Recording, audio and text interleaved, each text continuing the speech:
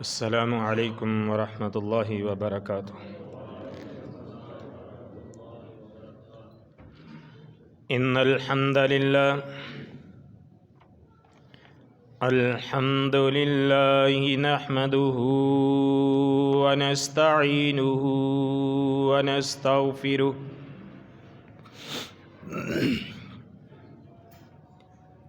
ونعوذ باللہ من شرور انفسنا ومن سیئات اعمالنا،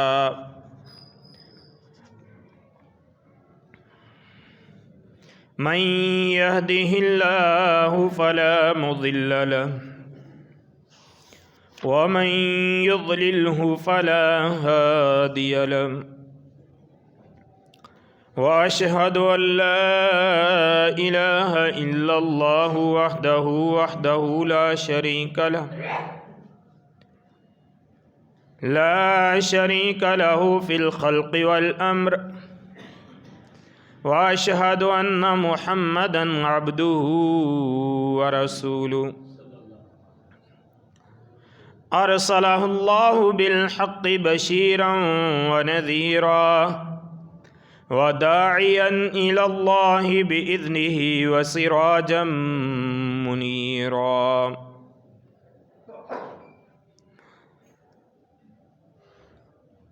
أما بعد فإن أحسن الكلام كلام الله، وخير الهدي هدي محمد صلى الله عليه وسلم، وشر الأمور محدثاتها وكل محدثة بدعة وكل بدعة ضلالة وكل ضلالة في النار۔ من يطع الله ورسوله فقد رشد واهتدى، ومن يعص الله ورسوله فقد ضل وغوى۔ أما بعد فأعوذ بالله السميع العليم من الشيطان الرجيم، بسم الله الرحمن الرحيم۔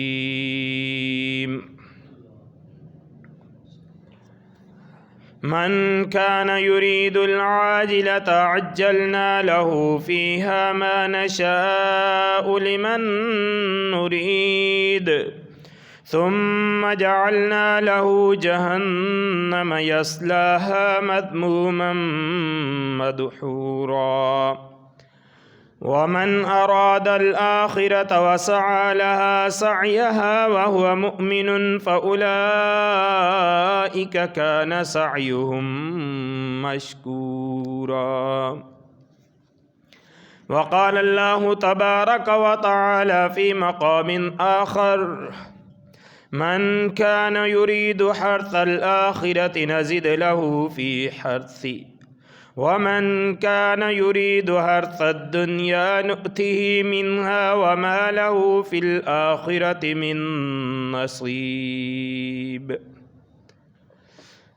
عن عبد الله بن مسعود رضي الله تعالى عنه قال قال النبي صلى الله عليه وسلم: ما لي وللدنيا ما أنا في الدنيا إلا كراكب استظل تحت الشجرة ثم راح وتركها، أو كما قال عليه الصلاة والسلام۔ اللهم صل على محمد وعلى آل محمد كما صليت على إبراهيم وعلى آل إبراهيم إنك حميد مجيد۔ اللهم بارك على محمد وعلى آل محمد كما باركت على إبراهيم وعلى آل إبراهيم إنك حميد مجيد۔ اللهم رب اشرح لي صدري ويسر لي أمري واحلل عقدة من لساني يفقهوا قولي، رب زدني علما، سبحانك لا علم لنا إلا ما علمتنا إنك أنت العليم الحكيم۔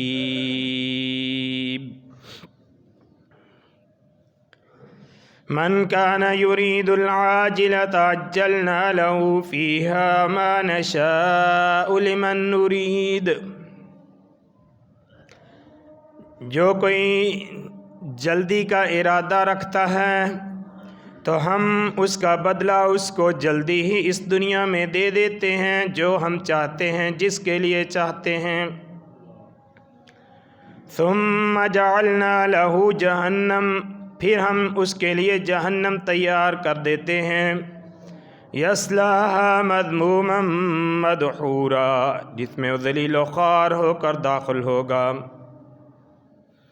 ومن اراد الآخرۃ وسعى لها سعیها، اور جو آخرت کا ارادہ کرتا ہے اور اس کے لیے محنت کوشش کرتا ہے اور ہے وہ مومن، فَأُولَئِكَ كَانَ سَعْيُهُمْ مَشْكُورًا، پس یہ لوگ ان کی کاوش، ان کی کوشش اس کی قدر کی جائے گی۔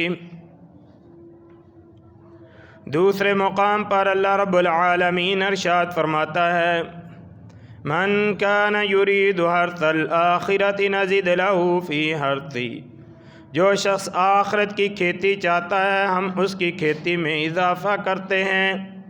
ومن کان یرید حرث الدنیا نؤتہ منہا، اور جو بندہ دنیا کی کھیتی چاہتا ہے ہم اس کو دنیا سے دے دیتے ہیں۔ وما له فی الآخرۃ من نصیب، اور پھر اس کا آخرت میں کوئی حصہ نہیں ہے۔ حضرت عبداللہ ابن مسعود رضی اللہ تعالی عنہ فرماتے ہیں، رسول اللہ صلی اللہ علیہ وآلہ وسلم نے فرمایا، مالی وللدنیا، میرا دنیا سے کیا تعلق ہے، میرا دنیا میں کیا رکھا ہے۔ ما انا فی الدنیا الا کراکب، میں تو دنیا میں ایک سوار کی طرح ہوں، استظل تحت شجرہ، جو ایک درخت کے نیچے سایہ حاصل کرنے کے لیے رک جاتا ہے، ثم راح وترکہا، پھر آرام کر کے چل دیتا ہے اور اس درخت کو، اس سائے کو وہیں چھوڑ دیتا ہے۔ ہر قسم کی حمد و ثنا، تعریف، کبریائی، پاکیزہ کلمات اللہ ذوالجلال والاکرام کی مقدس بابرکت ذات کے لیے ہے۔ اس مال کے دو جہاں کی جتنی بھی تعریف کی جائے کم ہے۔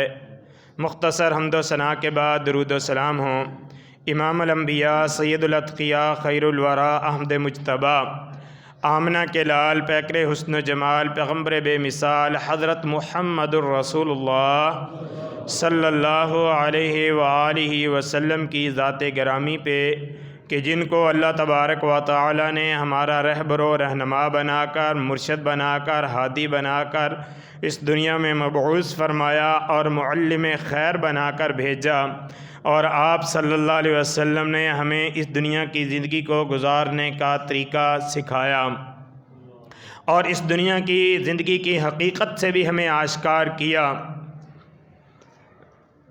قرآن کریم کی جو آیات میں نے آپ کے سامنے تلاوت کی ہے، اللہ رب العالمین نے بھی ان آیات میں دنیا کے طالب اور آخرت کے طالب کا ذکر کیا ہے۔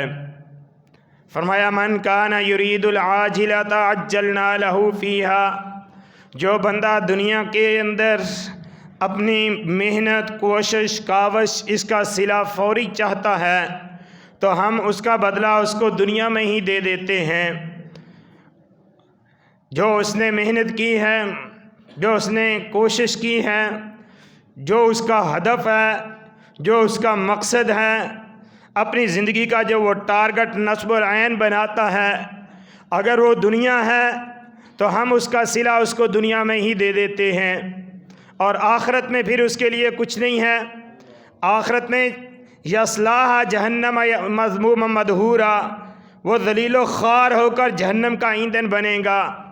ہاں، ومن اراد الآخرۃ، اور جو شخص آخرت کا ارادہ کرتا ہے، جس کا ہر عمل آخرت کے لیے ہے، وہ دنیا میں آیا ہے تو دنیا میں رہنے کے لیے نہیں، دنیا کو مقصد بنانے کے لیے نہیں، بلکہ دنیا ایک ضرورت ہے اور دنیا کو ضرورت کی حد تک استعمال کرتا ہے، دنیا کو ضرورت کی حد تک لیتا ہے، کوئی حرج نہیں ہے، لیکن اس کا ہدف، اس کا ٹارگٹ، اس کا نصب العین وہ آخرت ہے، کیونکہ دنیا کے مقابلے میں آخرت کوئی تقابل نہیں رکھتی، آخرت ہمیشہ والی ہے، دنیا عارضی ہے۔ رسول اکرم صلی اللہ علیہ وآلہ وسلم نے کتنی پیاری مثال دے کر سمجھایا۔ سیدنا عبداللہ ابن مسعود رضی اللہ تعالیٰ عنہ فرماتے ہیں، ایک مرتبہ میں رسول اکرم صلی اللہ علیہ وسلم کی خدمت میں حاضر ہوا، میں نے دیکھا کہ آپ علیہ الصلوۃ والسلام ایک ننگی چٹائی پر لیٹے ہوئے ہیں، آپ کے پاس کوئی بستر نہیں ہے، اور اس چٹائی کے نشانات آپ کے جسم اطہر پر پڑے ہوئے ہیں۔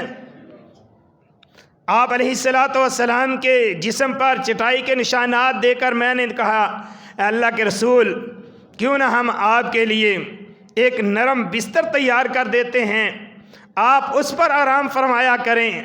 رسول اللہ صلی اللہ علیہ وسلم نے فرمایا، عبداللہ، میں دنیا میں جہاں آرام کرنے کے لیے نہیں آیا، دنیا میں کا میرے ساتھ کیا تعلق ہے؟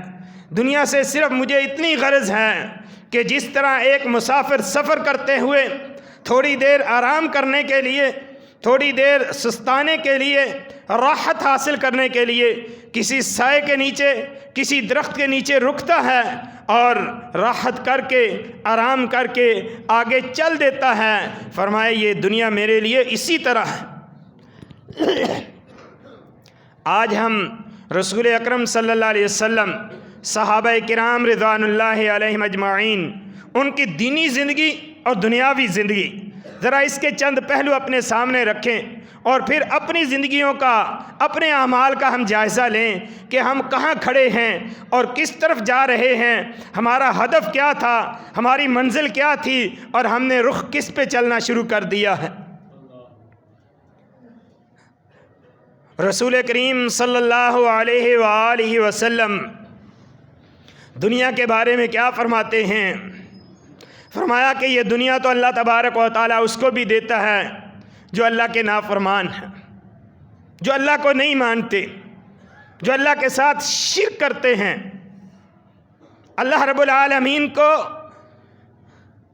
تسلیم ہی نہیں کرتے، مانتے ہی نہیں ہیں، حالانکہ ان کو وجود اللہ تبارک و تعالیٰ نے دیا ہے، پھر بھی اللہ کو نہیں مانتے۔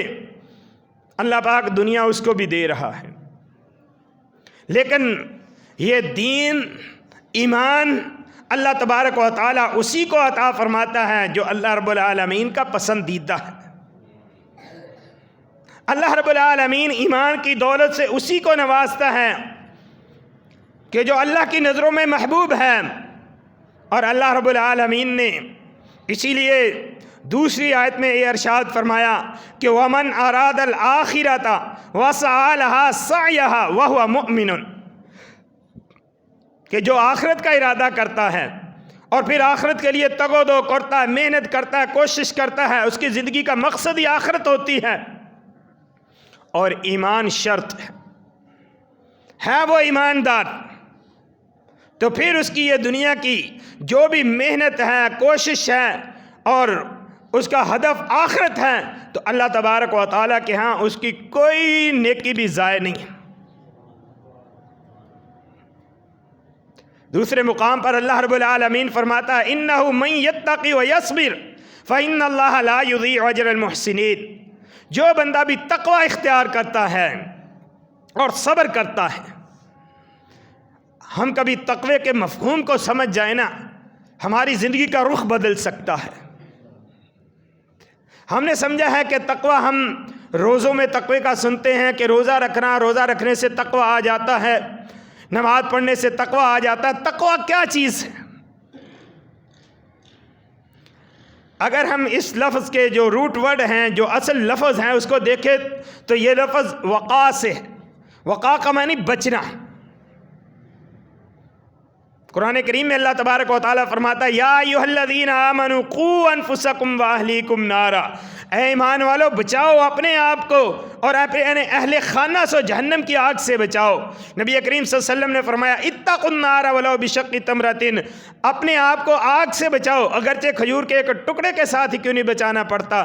تو تقوی کا معنی ہے بچانا، اپنے آپ کو گناہوں سے بچانا، اپنے آپ کو اللہ کی نافرمانیوں سے بچانا، اپنے آپ کو دنیا کی رنگینیوں سے بچانا، اپنے آپ کو دنیا کی عیاشیوں سے بچانا، اپنے آپ کو دنیا کی فحاشیوں سے بچانا، جس چیز سے اللہ رب العالمین نے روک دیا ہے اس سے اپنے آپ کو دور رکھنا، اس سے اپنے آپ کو بچا لینا، یہ تقویٰ ہے۔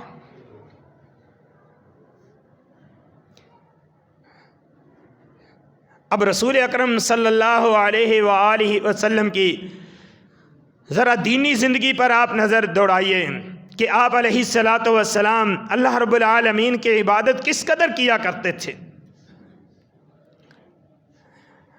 اتنا لمبا قیام کیا کرتے تھے کہ آپ کے پاؤں پہ ورم آ جایا کرتے تھے۔ اور تو اور یہ تو نفلی عبادات ہیں، فرضی عبادت میں بھی صحابہ کرام فرماتے ہیں ہم نبی علیہ الصلوۃ والسلام کے پیچھے نماز میں ہوتے،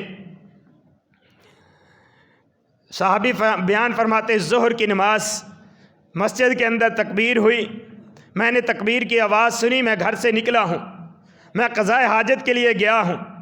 قضاء حاجت اس وقت ہماری طرح گھروں کے اندر واش روم نہیں بنے ہوئے ہوتے تھے، باہر گیا ہوں، قضاء حاجت کر کے آیا ہوں، وضو کر کے مسجد میں پہنچا ہوں تو رسول اکرم صلی اللہ علیہ وسلم ابھی تک پہلی رکعت میں تھے۔ حضرت انس بیان فرماتے ہیں کہ نبی علیہ الصلوۃ والسلام کبھی کبھی اتنی دیر کھڑے رہتے، رکوع کے بعد اتنی دیر کھڑے رہتے ہم سمجھتے کہ شاید آپ بھول گئے ہیں۔ دو سجدوں کے درمیان آپ صلی اللہ علیہ وسلم اتنی دیر بیٹھے رہتے، ہم سمجھتے کہ آپ سجدے میں جانا بھول گئے ہیں۔ یہ آپ علیہ الصلوۃ والسلام کی عبادت کا حال تھا۔ آج میرے بھائیوں ہم دیکھیں، نماز کے بارے میں ہی ہم دیکھیں، ہماری تو نمازوں کا ٹائم فکس ہے، پھر بھی ہماری حالت کیا ہے کہ نمازوں میں پہنچنے کے اعتبار سے، اور اگر کبھی خدا نخواستہ 1-2 منٹ نماز لمبی ہو جائے تو اس میں بھی پھر ہماری کیا حالت ہوتی ہے، کیا کیفیت ہوتی ہے۔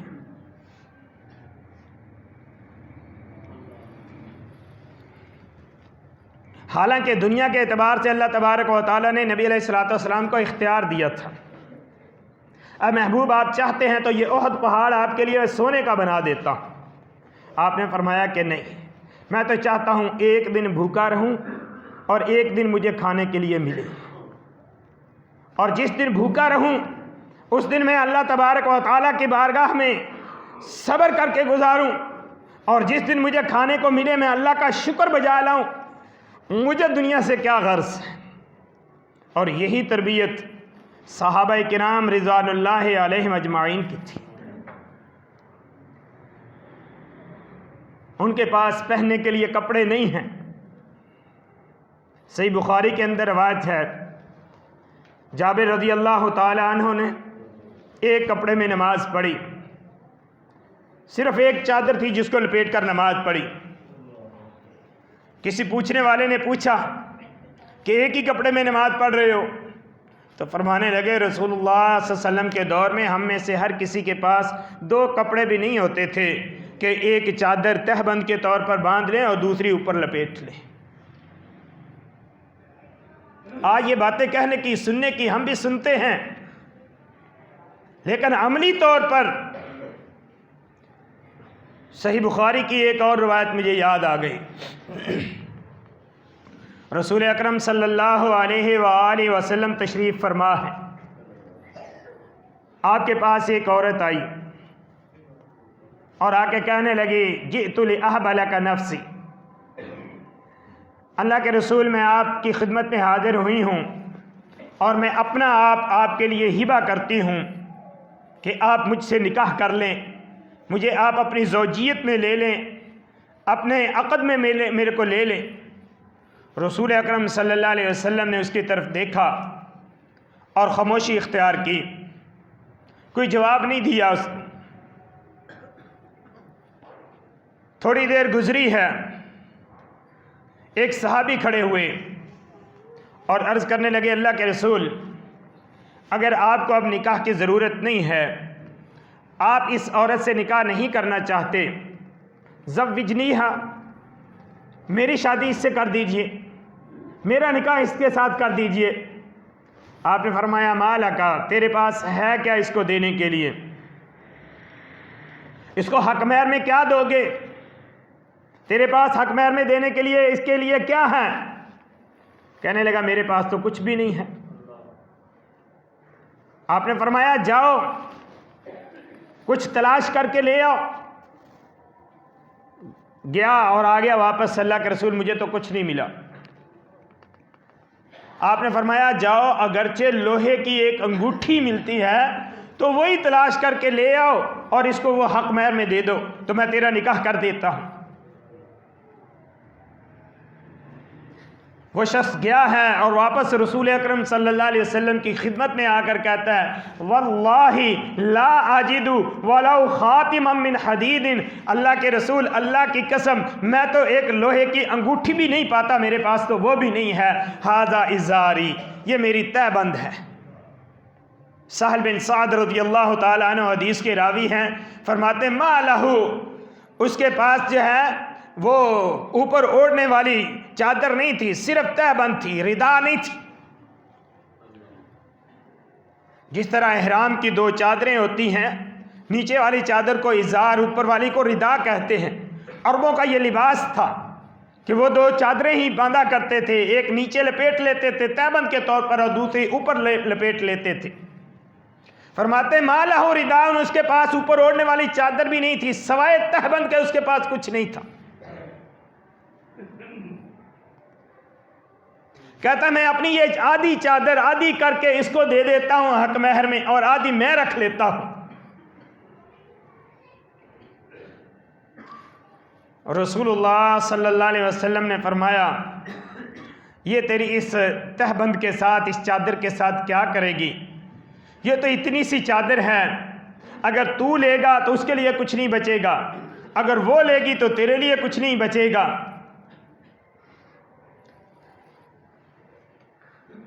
وہ صحابی چپ کر کے بیٹھ گیا۔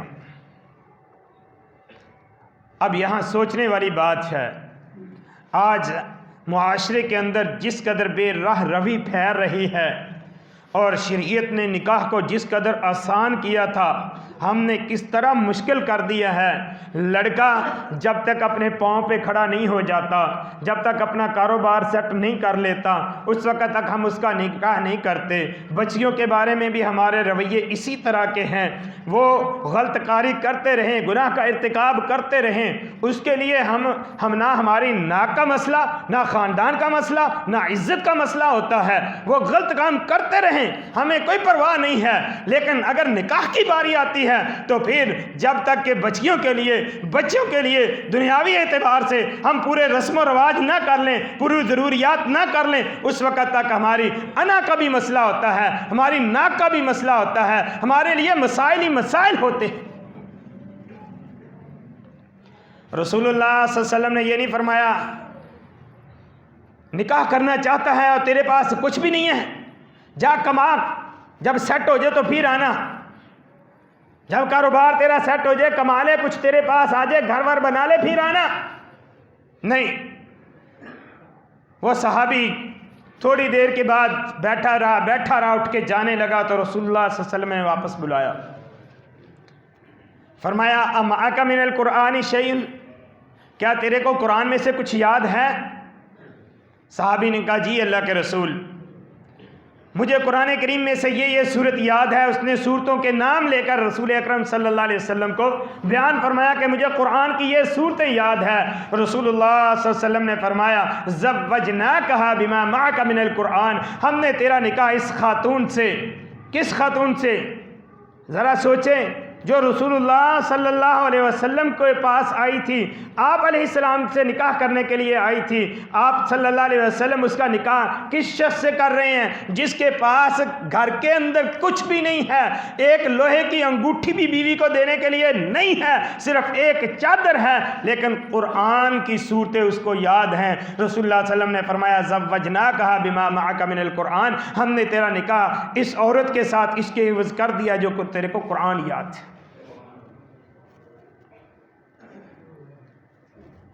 خندق کا میدان ہے اور جنگ خندق، اس کو جنگ احزاب بھی کہتے ہیں، کیونکہ جتنے بھی مسلمانوں کے دشمن گروپ تھے وہ سارے جمع ہو کر اکٹھے ہو کر مسلمانوں کے خلاف لڑائی کرنے کے لیے مدینہ پر حملہ ہوئے تھے۔ قریش مکہ، یہودی، بنو غطفان کے لوگ، نجد کے لوگ، یہ سارے احزاب حزب کی جمع ہے، جماعت کو کہتے ہیں، گروہ کو کہتے ہیں۔ یہ مختلف گروہ 12,000 کی تعداد میں مدینے پر حملہ آور ہونے کے لیے آئے، اور مسلمانوں کی تعداد کتنی تھی؟ بعض روایتوں میں 1500، بعض میں جو ہے وہ 3000 بیان کی جاتی ہے۔ مسلمانوں کی تعداد اتنی تھی۔ رسول اکرم صلی اللہ علیہ وآلہ وسلم نے صحابہ کرام سے مشورہ کیا، مشورہ کر کے مدینے کا دفاع کرنے کے لیے خندق کھودی، اور خندق کھودنے میں رسول اکرم صلی اللہ علیہ وسلم خود شریک ہیں۔ آپ اپنے کندھوں پر مٹی اٹھا کر باہر پھینکتے ہیں، آپ کے بدن مبارک پر مٹی جو ہے وہ پڑی ہوئی ہے، اور بھوک سے صحابی آ کے بیان کرتے اللہ کا رسول نڈھال ہو گئے ہیں، خندق کھود کھود کر مٹی نکال نکال کر پھینک رہے ہیں، بھوک لگی ہوئی ہے، کھانے کے لیے کچھ نہیں ہے، اور ہم نے اپنے پیٹ پر پتھر باندھا ہوا ہے۔ صحابی نے اپنے پیٹ سے کپڑا اٹھا کر رسول اکرم صلی اللہ علیہ وسلم کو دکھایا۔ امام کائنات، رہبر و رہنما، کمانڈر اعظم محمد الرسول اللہ صلی اللہ علیہ وسلم نے اپنے پیٹ سے کپڑا اٹھا کر دکھایا کہ میرے صحابی، اگر تو نے ایک پتھر باندھا ہے تو تیرے نبی نے، تیرے رہبر نے، تیرے کمانڈر نے، تیرے جرنیل نے 2 پتھر پیٹ پر بھوک کی وجہ سے باندھے ہوئے۔ یہ دن گزر گئے۔ اسی خندق میں ہی ایک چٹان آئی، صحابہ کرام نے اس کو توڑنے کی کوشش کی، نہ ٹوٹی۔ رسول اللہ صلی اللہ علیہ وسلم نے کدال پکڑی، اس پر ماری، اور آپ نے فرمایا کسریٰ خیبر ہو گیا، کسریٰ فتح ہو گیا۔ دوسری ماری، آپ نے فرمایا کیسر فتح ہو گیا۔ صحابہ کرام کہتے ہیں اللہ کے رسول، کھانے کے لیے کچھ مل نہیں رہا، بھوک کی وجہ سے ہم تڑپ رہے ہیں، ہماری کیفیت حالت یہ ہے، اور آپ ہمیں کیسر و کسریٰ کی نویدیں سنا رہے ہیں۔ رسول اللہ صلی اللہ علیہ وسلم نے فرمایا اللہ کی قسم ہے، یہ کیسر و کسریٰ کے خزانے تمہارے لیے سرنگو ہو جائیں گے، یہ تمہارے لیے مل جائیں گے، میسر آ جائیں گے۔ اللہ کی قسم، واللہ ما اخشى علیکم الفقر، میں تم پر فقر سے نہیں ڈرتا، مجھے تم پر فقر و فاقے کا کوئی خدشہ نہیں ہے، لیکن مجھے ڈر ہے تو اس بات کا ہے کہ یہ دنیا تم اس میں مقابلہ بازی کرو گے، دنیا کے حصول کے لیے ایک دوسرے سے آگے پڑھو گے، اور دنیا تمہیں اس طرح ہلاک کر دے گی جس طرح تم سے پہلے لوگوں کو دنیا نے ہلاک کیا۔ جب تمہارا ہدف، تمہارا ٹارگٹ، تمہاری زندگی کا مقصد دنیا ہی رہ جائے گا تو پھر دنیا تم کو ہلاک کر دے گی، دنیا تم کو تباہ و برباد کر دے گی۔ ایک مسلمان، اس کی زندگی کا مقصد وہ آخرت ہے، دنیا نہیں ہے۔ اور اس کا معنی یہ بھی نہیں ہے کہ دنیا کو چھوڑ دیا جائے، وَلَا تَنْسَ نَصِيبَكَ مِنَ الدُّنْيَا، دنیا ضرورت کے مطابق، دنیا ہدف نہیں، دنیا ٹارگٹ نہیں، دنیا ضرورت کا ہے، ضرورت کے حد تک کاروبار بھی ہے، لین دین بھی ہے، سارا کچھ ہے، لیکن اصل مقصد آخرت ہے، آخرت کو بنانا ہے۔ آج میں بھی اپنے گریبان میں جھانک کر دیکھوں، ہم بھی دیکھیں، سب دیکھیں، ہمارا ٹائم دنیا کے لیے کتنا وقف ہوتا ہے اور دین کے لیے کتنا وقف ہوتا ہے۔ آج اگر مسجد میں یہ 8ویں دن جمعے کے لیے ہم آتے ہیں تو ہمارے پاس کتنا وقت ہوتا ہے، اور اس میں بھی اگر ہم 2 منٹ لیٹ ہو جائیں تو ہماری دلی کیفیت کیا ہوتی ہے۔ حالانکہ ایک مومن، اس کا تو دل مسجد کے ساتھ معلق ہوتا ہے، اس کو تو مسجد میں سکون ملتا ہے، لیکن ہماری آج کیفیت کیا ہے؟ ہمارے پاس دین کو سیکھنے کے لیے، قرآن کو سیکھنے کے لیے، قرآن کو سمجھنے کے لیے ہمارے پاس ٹائم ہی نہیں، وقت نہیں ہے۔ کہاں ہے وقت؟ یہ وقت اللہ تعالیٰ کی طرف سے امانت ہے، جس کو آج ہم ساری رات موبائلوں پہ ضائع کرتے ہیں، سارا دن گیمیں کھیلنے میں صرف کرتے ہیں، سارا دن دنیا کے ان مشاغل میں مصروف رہتے ہیں۔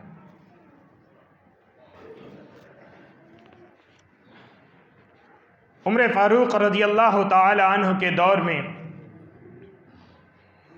سعید ابن عامر رضی اللہ تعالی عنہ مکی صحابی ہیں، حمص کا گورنر بنا کر عمر فاروق نے ان کو روانہ کیا۔ انہوں نے جا کر اپنی ذمہ داریوں کو سنبھالا اور علاقے کی فلاح و بہبود کے لیے جو کام کر سکتے تھے وہ کرنا شروع کیے۔ کچھ عرصے کے بعد عمر فاروق رضی اللہ تعالیٰ عنہ نے خط لکھا حمص کے لوگوں کو کہ تمہارے علاقے میں جو ضرورت مند لوگ ہیں ان کی ایک فہرست بنا کر میرے پاس روانہ کی جائے تاکہ میں بیت المال سے ان کی خدمت کروں۔ بیت المال سے میں ان کی مدد کروں تو مجھے ایک لسٹ بنا کر بھیجو۔ عمر فاروق رضی اللہ تعالیٰ عنہ کے پاس جب وہ لسٹ آئی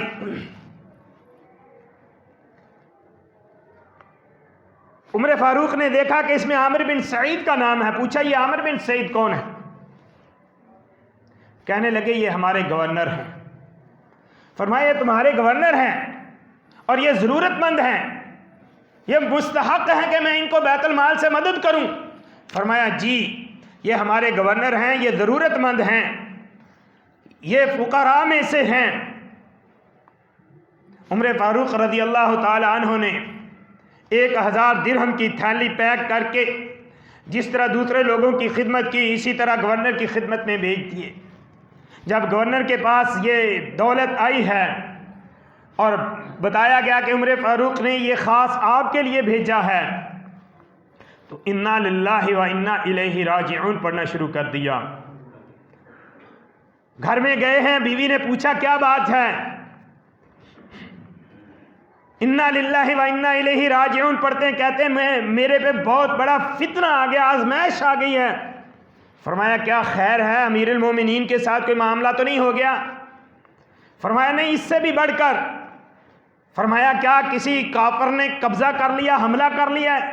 فرمایا نہیں، اس سے بھی بڑھ کر مجھ پر آزمائش آ گئی ہے۔ فرمایا کیا ہو گیا؟ فرمایا دنیا میرے پاس آ گئی ہے، فتنہ میرے پاس آ گیا ہے۔ فرمایا کیا؟ اپنی بیوی کو بتایا تو کہنے لگی اس کا حل میں نکالتی ہوں۔ یہ 1000 درہم اس کو چھوٹی چھوٹی تھیلیوں میں اس کو بند کیا، تقسیم کیا اور اسی دن جس دن آیا تھا اسی دن فقراء میں تقسیم کر دیا۔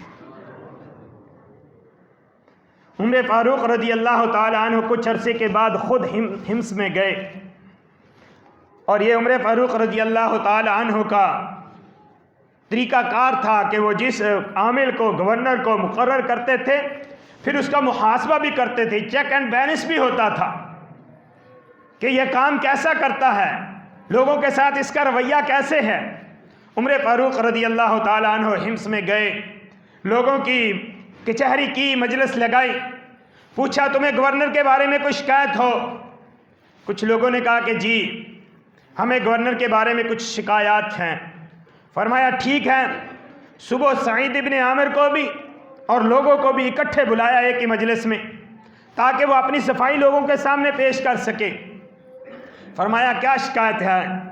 شکایت کرنے والوں نے کہا کہ سب سے پہلی شکایت تو یہ ہے کہ یہ اپنے گھر سے صبح سورج بلند ہونے کے بعد باہر نکلتے ہیں، صبح صبح باہر نہیں آتے، لوگوں کی شکایات یا لوگوں کے کام کے لیے نہیں نکلتے۔ فرمایا ہاں بھی اس کا کیا جواب ہے؟ سعید ابن عامر کہتے ہیں امیر المومنین میرے پاس گھر میں کوئی خادم نہیں ہے، کوئی نوکرانی نہیں ہے، میرے پاس کوئی لونڈی نہیں ہے اور میری بیوی بیمار ہے۔ میں گھر کا کام کاج خود کرتا ہوں، آٹا گوندتا ہوں اور پھر آٹے میں خمیر آنے کا انتظار کرتا ہوں اور روٹی پکا کے گھر والوں کو دے کر پھر میں باہر نکلتا ہوں اور ان کے کام کاج کرتا ہوں۔ فرمایا دوسری کیا شکایت ہے؟ دوسری شکایت یہ ہے کہ یہ رات کے وقت اس کا دروازہ بھی بجاتے رہیں تو یہ باہر نہیں نکلتا۔ یہ گورنر دن کے وقت تو ہماری فریاد سنتا ہے، بات سنتا ہے، لیکن رات کے وقت کبھی باہر نہیں آتا۔ فرمایا ہاں بھائی سعید اس کا کیا جواب ہے؟ فرمایا امیر المومنین دن کا سارا وقت میں نے رعایا کے لیے، ان لوگوں کے لیے وقف کیا ہوا ہے اور رات میں نے اپنے رب کے لیے وقف کی ہوئی ہے۔ رات میں اللہ کی عبادت میں مصروف ہوتا ہوں، اس لیے میں رات کو باہر نہیں آتا۔ تیسری شکایت کہ مہینے کے اندر یا غالباً ہفتے کے اندر ایک دن یہ گھر سے باہر نہیں آتے، اس کا کیا جواب ہے؟ فرمایا امیر المومنین میرے پاس کپڑوں کا صرف ایک ہی جوڑا ہے، اس کے علاوہ میرے پاس کپڑے نہیں ہیں۔ میں ایک دن ہفتے کے اندر وہ کپڑے گھر میں دھوتا ہوں اور دھو کر ان کے سوکھنے کا انتظار کرتا ہوں۔ جب وہ کپڑے پچھلے پہر سوکھ جاتے ہیں پھر میں پہن کر باہر نکلتا ہوں۔ اس وجہ سے ایک دن میں جلدی نہیں نکلتا، ان کے کام کاج کے لیے میں گورنر ہاؤس نہیں آتا، گھر سے جلدی نہیں آتا۔ اس کی یہ وجہ ہے، یہ گورنر ہے، مسلمانوں کا گورنر ہے، اور اس کے پاس پہننے کے لیے ایک جوڑا ہے۔ میرے بھائیوں، جب ان لوگوں نے دنیا کو مقصد نہیں بنایا تو اللہ تبارک و تعالیٰ نے دنیا ان کے قدموں میں ڈال دی، عزت بھی دی، دولت بھی دی، مال بھی دیا، وقار بھی دیا، حکومت بھی دی۔ آج ہم دنیا کے پیچھے بھاگ رہے ہیں، دنیا آگے آگے ہے۔ اگر ہم اللہ کے بن جائیں یہ دنیا ہمارے پیچھے پیچھے ہوگی۔ چوتھی شکایت جو تھی وہ یہ تھی کہ کبھی مجلس میں بیٹھے بیٹھے یہ بے ہوش ہو جاتے ہیں، اپنے آپ پر کنٹرول نہیں رکھ پاتے۔ اس کی کیا وجہ ہے؟ سعید ابن عامر نے کہا میں نے خبیب رضی اللہ تعالی عنہ کو مکہ کے لوگوں نے جب ان کو پھانسی دی تھی، سولی لٹکایا تھا، تو وہ منظر میں نے اپنی آنکھوں کے سامنے دیکھا۔